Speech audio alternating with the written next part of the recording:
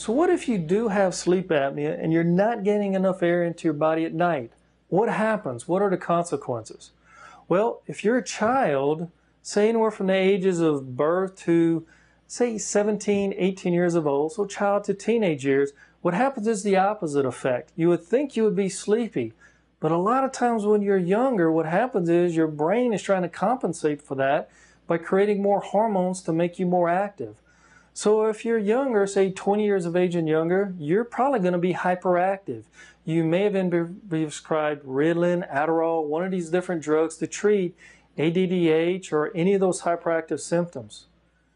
Once you get into your 20s, from 20s to 30s or 40s, you may start to develop some TMJ problems to where you're clenching and grinding your teeth at night.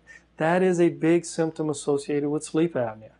You may also find that you don't wake up as well. You're kind of struggling to fall asleep and wake up in the morning, or you're starting to get sleepy during the day. You may also start to develop some memory problems. You're just not processing data like you should. Once you get into your 40s to about 60 years of age, that's when your body has now gone almost half a century of not getting enough air, and it's starved for oxygen. Now you don't regulate your hormones as well. Now you don't regulate your blood pressure, your cholesterol, and you may all of a sudden start having some heart problems.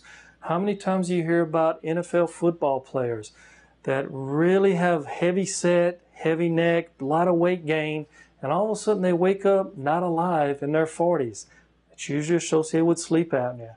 See, what happens is you go through your sleep stages. There's 4 of them. You have stage 1, you're asleep, but if I said your name, you'd wake up. Then you have stage 2. You're going down into deep sleep with stage 2. You're not there yet, but your heart rate's slowing down, your body temperature is lowering. It's where you're supposed to be getting to relax. Then is stage 3. To make it simple, think of stage 3 as a physical stage. That's where you regulate your hormones, you regulate your blood pressure. It's where your hair grows, your skin grows. When you hear bodybuilders talk about you put on muscle mass while you're sleeping, that's correct. You do that during stage 3. The next stage is REM sleep.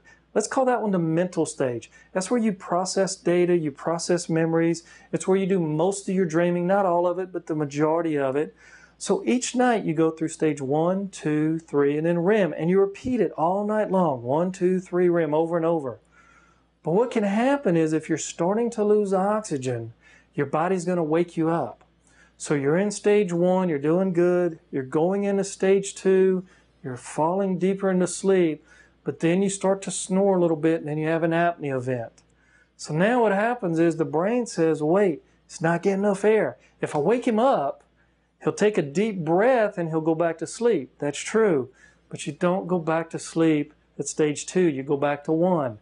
So what happens is it's 1, 2, almost a 3, back to 1. 1, 2, almost a 3, back to 1. So you don't go through your stages well. That takes a big toll on the body. So what happens is you start putting on weight and you don't know why. You start adding all that extra weight. Now that's sitting on top of your chest, and now your heart is struggling because it doesn't have enough oxygen to begin with, so it starts pumping faster. But it's pumping faster with 30, 40 pounds extra weight on it. Imagine trying to breathe with a 50-pound weight sitting on your chest. That's what you're doing at night. The heart can only do that for so long. And then you have your first heart problem, the first heart attack, the first mild stroke. Those things start developing. And then once you get into your 60s and 70s, then that's when your body really starts to go down. But that's just because it's starving for air. So snoring is a big problem because it could be a symptom of an even larger problem, which is sleep apnea. So if you are snoring or you're not sleeping well, you really should consider having that tested.